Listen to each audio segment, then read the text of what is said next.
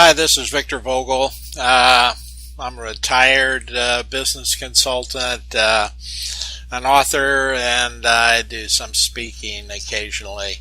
Uh, I want to set up a playlist on my channel that's associated with communication, and specifically I want to spend a few videos just reviewing communication as it relates to how we're being impacted in the world, how it's impacting our divide as a nation, how it's impacting how we're viewed by the rest of the world, and also impacting our trust in our government.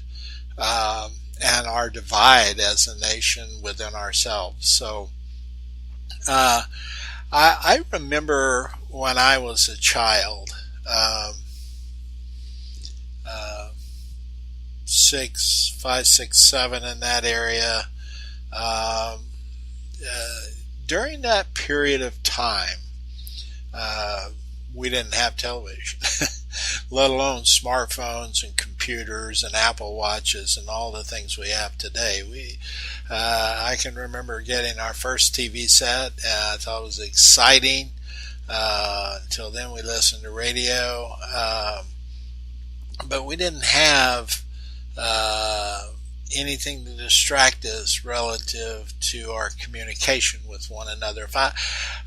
When I went to play, I had to go outside and play and find a stick on the ground, and that would be my sword if I were a pirate, or it'd be a rifle if we were playing cowboys and Indians. And in those days, that was a game that kids played culturally. I don't even know if it's allowed today or not. But the whole concept of what happened with me and my friends while we were playing was when we were tired or wanted to take a break or rest, or we wanted to relax, we ended up sitting down on the ground and just talking. And we would talk to each other face to face. And we had good discussions, and sometimes we got mad at each other, and sometimes we hurt each other's feelings. And you could tell that because you could see it in the person's eyes, and they would get up and run home and crying or whatever. But you had the real sense of human emotion and interaction within your communication process. I'm very fearful we're losing that today, if we haven't lost it already. I mean, even our president, who represents all of us, so to speak, or he's supposed to, tries to communicate to us in Twitter. Well, guess what? I don't have a Twitter account, so the only way I hear about his Twitters is via a newscast that I watch periodically. So you've got to really begin to question, how that impacts us as a country, how it impacts how others see us as a country, the influence it has on creating the divides in our country. And let me just to help you understand, I have a graduate degree in organizational and communication with an emphasis in business and strategy. And I have a bachelor's degree in nonverbal and interpersonal communications. And I did a whole lot of hours in a doctorate program before I decided I didn't have time to finish it. I was too busy as a consultant in business. Focusing on this whole idea of persuasion and why we communicate and influence. So I have quite a bit of background in that. I have 30 years consulting and working in the business world and some fairly large corporations. Some were domestic and some were international, and some were large and some were small. In industries like healthcare and hospitality and manufacturing and oil and gas and a variety of different finance and a variety of different other types of corporations. And basically what I did was I spent a lot of time inside organizations helping people understand when they were bogged down or they were bumping into each other, they were having a lot of problems, beginning to understand each other and understand how to build more highly effective, high-performance teams, or helping leaders understand how they could become more effective as leaders, and how they could work together as groups, even when they had barriers like timelines and geographic distances and things like that. So I've spent a lot of time in this area, and it's been interesting, and it's taught me a lot about and it's given me a platform to watch the changes that I was just talking to you about from the time I was a kid until today, where I'm using this medium to try to connect with you, and I'm not hearing anything back from you, so I don't know if we're connecting. I've tried. It gets to be confusing. I've tried YouTube Live. I've tried Facebook Live. The platform I use to communicate is Minicam. So if you try to put up a document or something on the screen, it gets reversed in Hangout and all those other areas. When you go to YouTube, you have a lot of lag and time unless you have a business account that creates a speed. So there's a lot of variables today that I didn't used to have when I sat in front of a group and talked to them.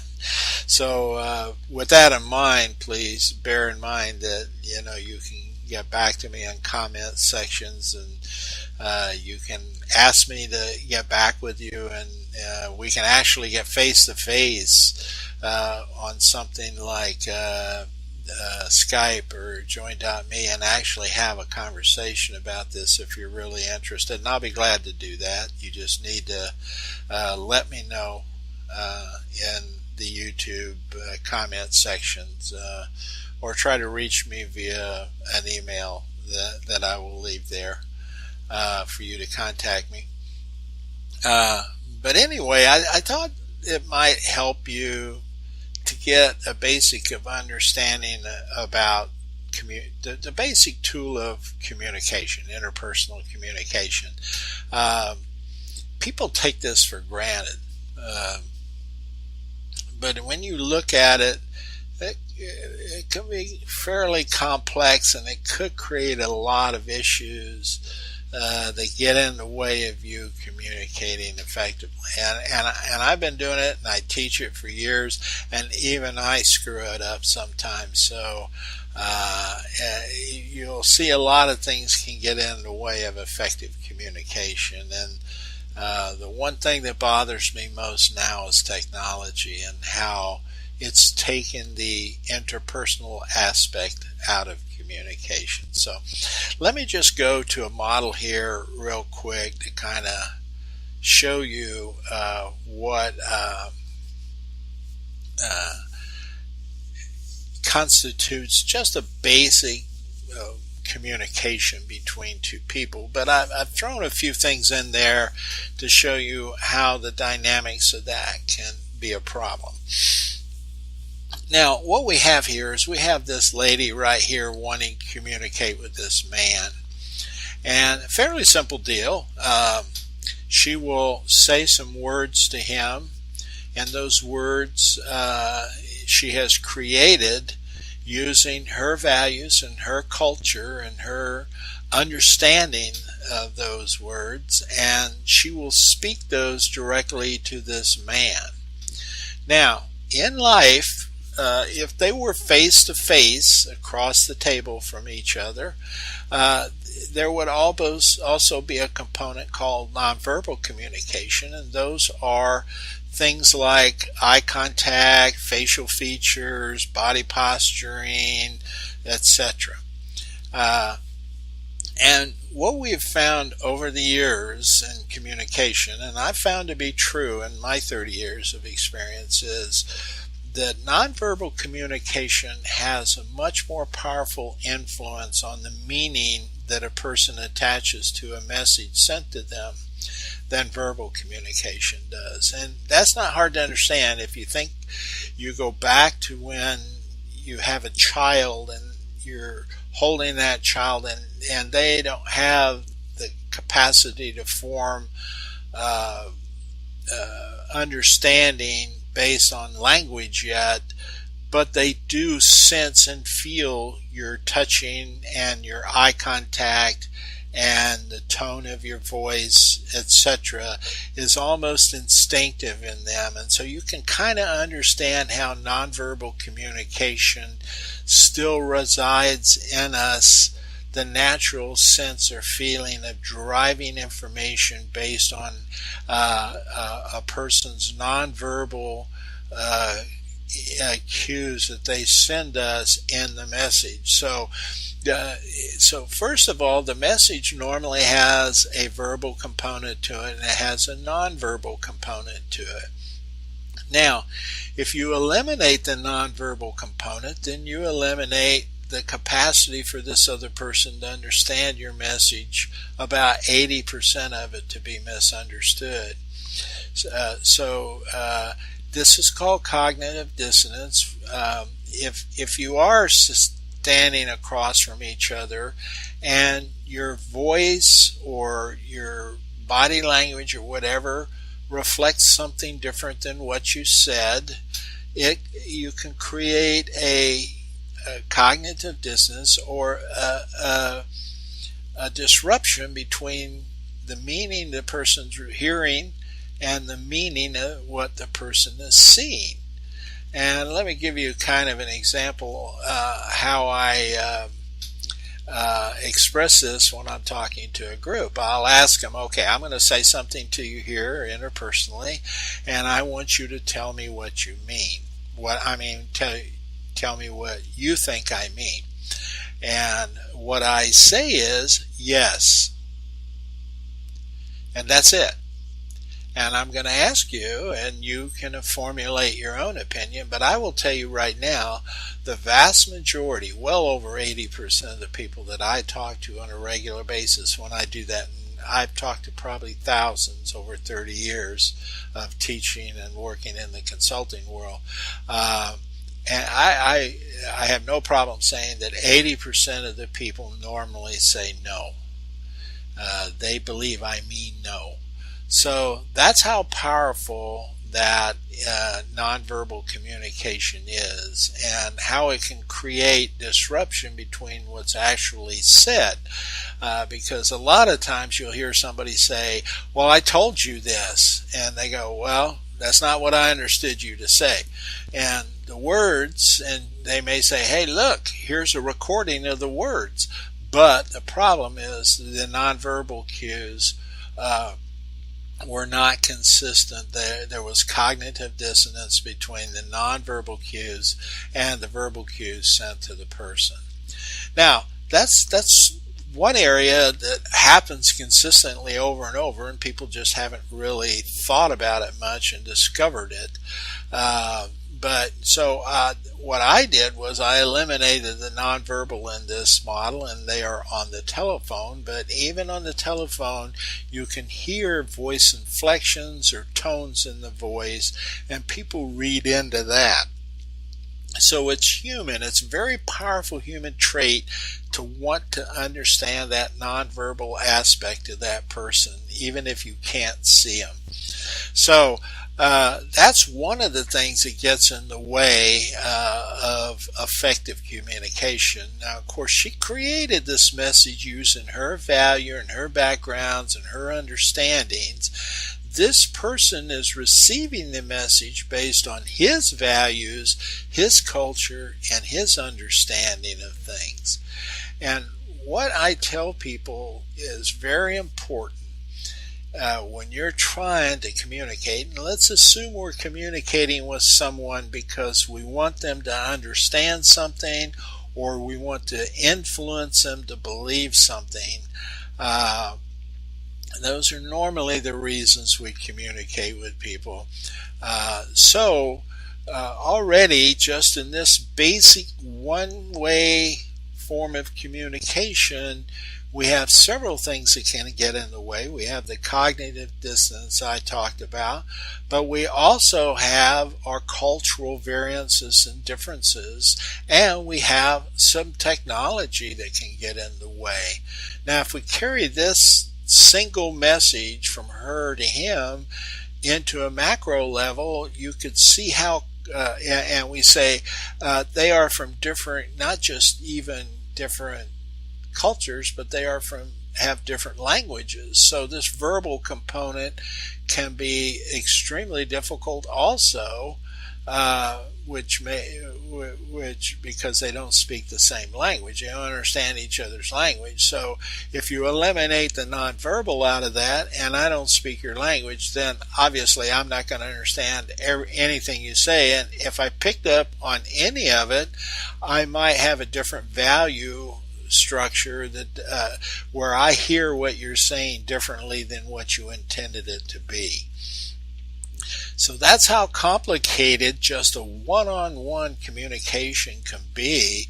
And the problem with this person sending that message with any of these barriers in the way is that she doesn't know whether this message was in fact completed.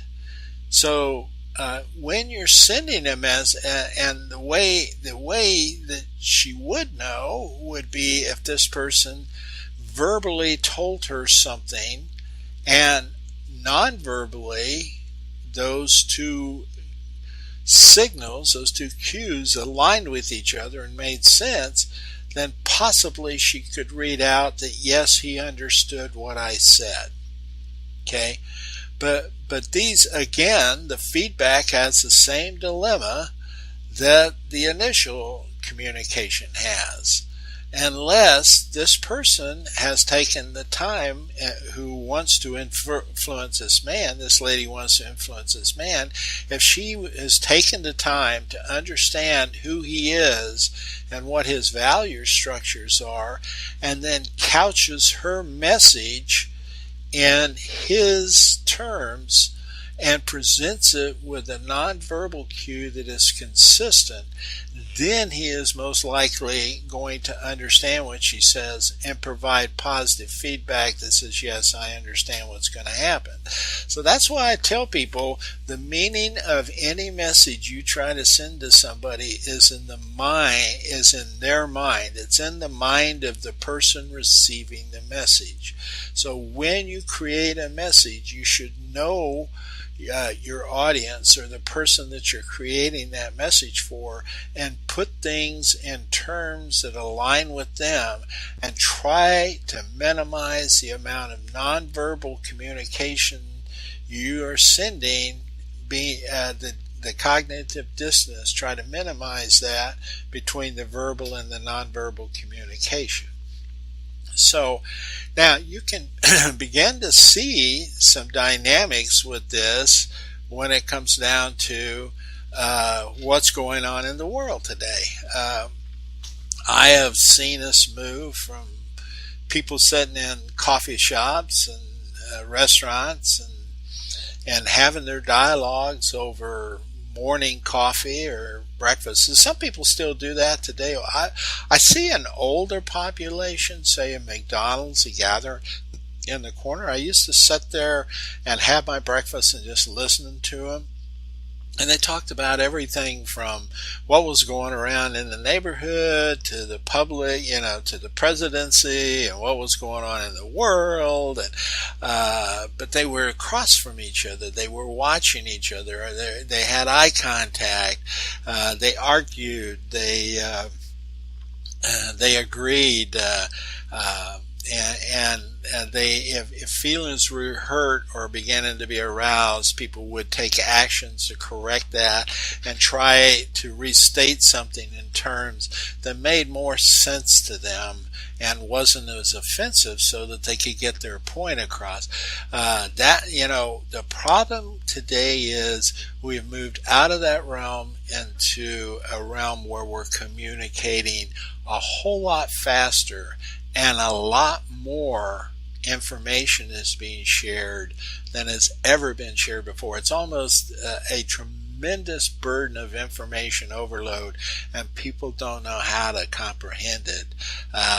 They try to filter it out, but it's like it's almost overburdening. You can't filter it out to the point. I mean, if you have a people on Facebook and you put something out there that you'd like to really understand whether your friends enjoy it or not, and you have 1,000 friends, that's how many people in a lifetime up until this point in time in our history had 1,000 friends? I mean, we're talking 1,000. If you tried to communicate effectively using the model we just talked about with 1,000 friends, you wouldn't have time to do it in your lifetime. So, this is the dilemma we're running into. This is the thing that is beginning to separate us and to divide us as a nation and to divide us as a country from the rest of the world. We're not taking the time. It's almost like we need to stop and slow down and come to understand human beings again. And but it's very hard to do. I mean, kids today are playing with iPads and iPhones on a regular basis. They're learning shortcut language that hopefully provide some sense of feedback, like LOL, lots of laughs on Twitter, or a text message or something like that. But it's kind of like there's so much information being shared. The quality of that information, the ability to couch your messages and how other people think or feel, so they can receive that message and receive some sense of knowledge about it, and make some and discern what you're really trying to say, is becoming less and less possible today through things like Twitter. I mean, think about them. How many possibilities are there? There's Twitter, there's Snapchat, there's Instagram, Facebook, Pinterest, or whatever you call that. It's just mind-boggling, the amount of communication that's hitting people on a regular basis, and to have 1,000 friends, and that's not every. I mean, people are seeking. It's part of their core to seek how many people they can get to like something, not the quality of being liked. In other words, I wouldn't want 1,000 people or 10,000 people liking something that I have, unless I knew those people well enough to know that we share a lot in common. So they're not friends, they're numbers. This is part of what we need to wrestle with, and I've seen it. I don't know how. I mean, there's a lot of people in the studying communication today that are different than what I studied, but the human element is coming out of it, And when the human element comes out of something, when the feeling, the caring, and the love start coming out of something, something fills that void. And what's now filling that void is hate and discontent and division. Okay, and isolation. People isolate themselves. I cannot remember in my childhood any kids that felt like they were bullied to the point of suicide. And I'm sure, they were pushed around in school and stuff, but they weren't pushed around by 500 other kids. They may have been pushed around by one or two in the bathroom or something, and probably not enough to make them commit suicide. But when you have 500 people and your whole essence is trying to get more likes, and you have 500 people really honing in on you, that kind of pressure, to me, and you don't have a chance to talk with them, you don't have a chance to explain yourself, you don't have a chance to say whether you're good or bad. Oh my gosh, that's an awesome communication blender. So I'll get off the air here now, and I'm just going to leave this. I'm going to set up a playlist, and I think what I'm going to do is just pick certain topic areas over time. Maybe that's what's going on in our government, or maybe that's what's going on in a world event, or maybe that's how ISIS uses this concept to drag people and create undue influence in them. You could see how that could easily happen if they understood the issues that people suffer from, the isolation they suffer from. They could easily fill that void if they're using this model I just showed you effectively to influence that other person. They're going to provide that other person what they want to hear. They're going to, whether they like him or not, that person doesn't know, because they're doing that via the internet. They're not meeting with them, taking them into over to Syria, putting a gun in their hand, and then threatening them, and those kinds of things. They're painting a picture on the internet and filling a void that people have because they're not having the interpersonal communication with anybody else. So think about these issues. I'll be glad. I'm going to try to figure out a better way to put this on a live environment and see how that goes. So until then, and I'll try to do this soon. I'm going to try to do it at least weekly. It takes some research to figure out which area to pick up, what's going on, to find some examples. But this is critical. This is an important thing. This is something we as humans can change if we choose to. But it's going to require understanding, stepping back and understanding where we are first. So I hope you have a great day. I look forward to communicating with some of you in the future, and hope you will. Until then, I'm Victor Vogel, and I will leave some information where you can contact me below in the description section, and hopefully I can reach some people and help some people understand how to effectively communicate in a way, or maybe come out into the world and start developing better communication amongst all of us. Have a great day.